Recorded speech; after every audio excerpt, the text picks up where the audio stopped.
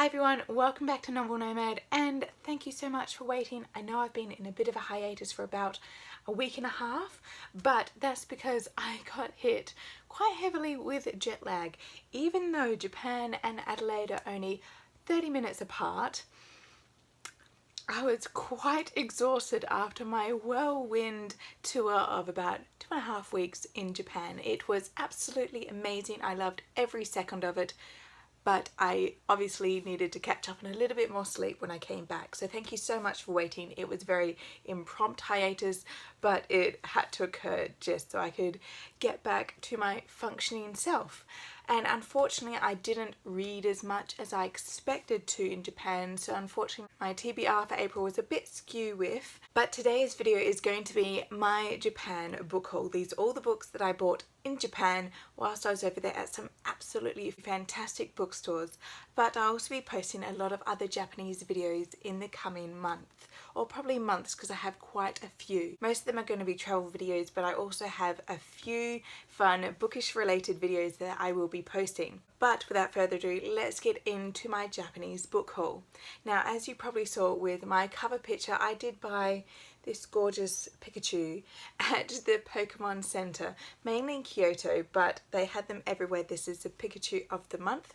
There's two that come out every month, and this is in a gorgeous little like spring kimono. It's so cute. I absolutely love it. So I did buy lots of other cute non-bookish related things, and if you'd like to see that in a haul as such, my Japan related haul, tell me down below in the comments. I would love to do a Japan haul. I bought so many things whilst over there, but this is one of the many adorable things that I bought in Japan. Okay, so as you all know, that I was very much interested in reading and buying more Banana Yoshimoto.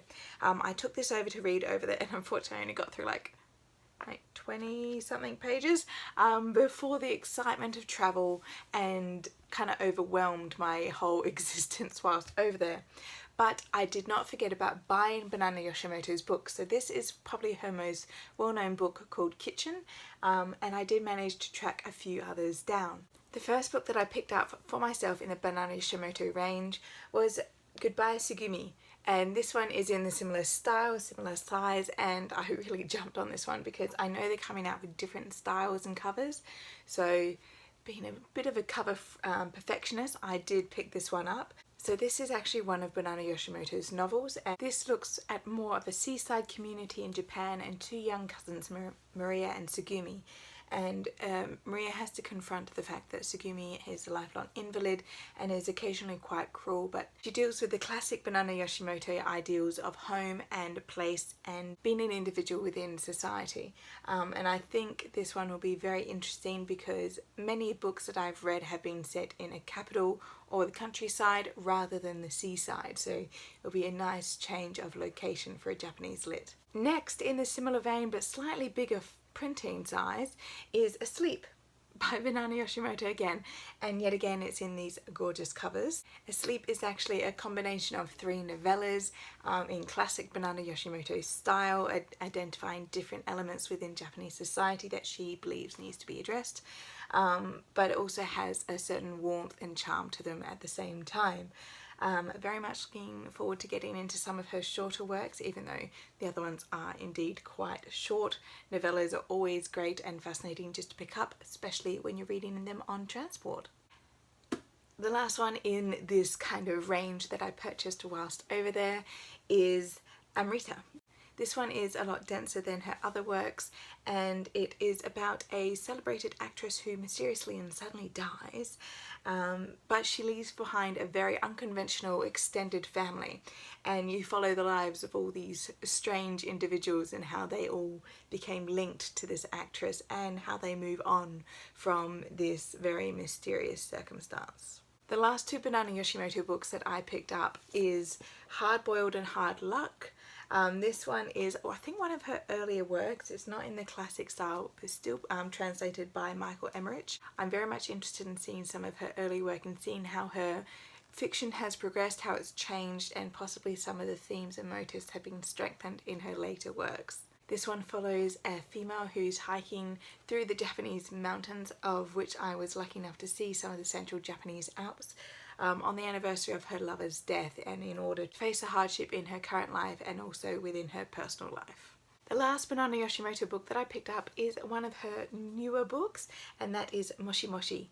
This one has an absolutely stunning cover, very, very eye-catching. I picked it up straight away. I think it's the first one that I bought when I was over there. And it actually focuses on a young girl called Yoshi whose father dies in a suicide pact with an unknown woman. And so she and her mother, to try and escape this entire existence that they suddenly find themselves in, they moved to Shimokitazawa, which is a neighborhood in Tokyo that I visited. I'm going to do a video of the time I spent in Shimokitazawa. It is known for its vintage stores and very quirky shops, so I'm going to take you around there on a little video. But this book is actually set in Shimokitazawa, so I was so ecstatic that I could pick up a book to a place that I've already seen, witnessed and experienced in Tokyo. So the last two books are not Banana Yoshimoto books. I did allow myself to buy other books whilst over there, and the first one is Mrs. Ice Sandwich by Meiko Kawakami. This is recommended to me by Babbling Books. I will link her down below. She is absolutely excellent. Her name's Tasman. She's in Melbourne. She is a wonderful booktuber, book Instagrammer. Anything. I love following her blogs. She just has such interesting things to say. But she definitely recommended me Mrs. Ice Sandwich. This is Pushkin Press new Japanese release books. They've released, I believe 6 books in this series. They all have really hilarious covers, but Mrs. Ice Sandwich being recommended and also being quite cute and heartwarming definitely stood out for me. The last book that I picked up was very much a cover buy, not that you can see because I got this at Kinokuniya Books. The best one I found was in Shinjuku, but you can always check that out in my Bookish Japan video, which will be uploaded very soon.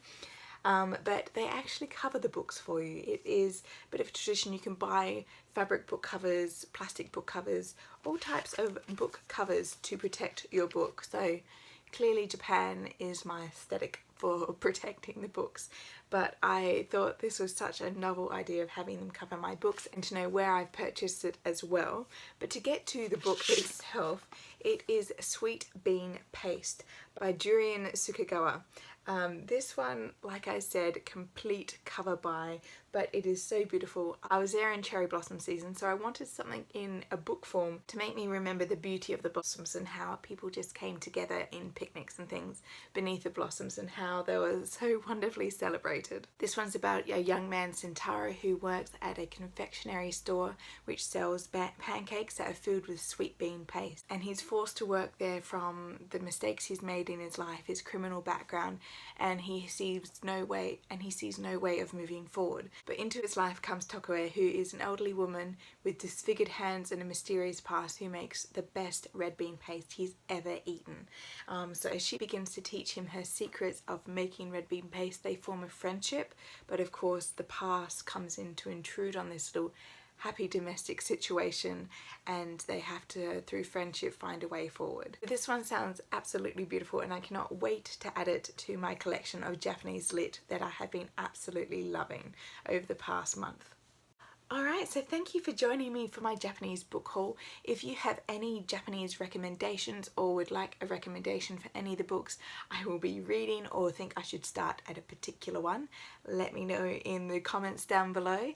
Hit like or subscribe because I will be posting a lot more Japanese videos coming up very soon. My thinking at the moment is I'll keep my bookish videos to Wednesday and I will be releasing all my Japanese travel videos on a Saturday. So stay tuned for that. Thank you for joining me. I'll see you next time. Happy reading. Bye.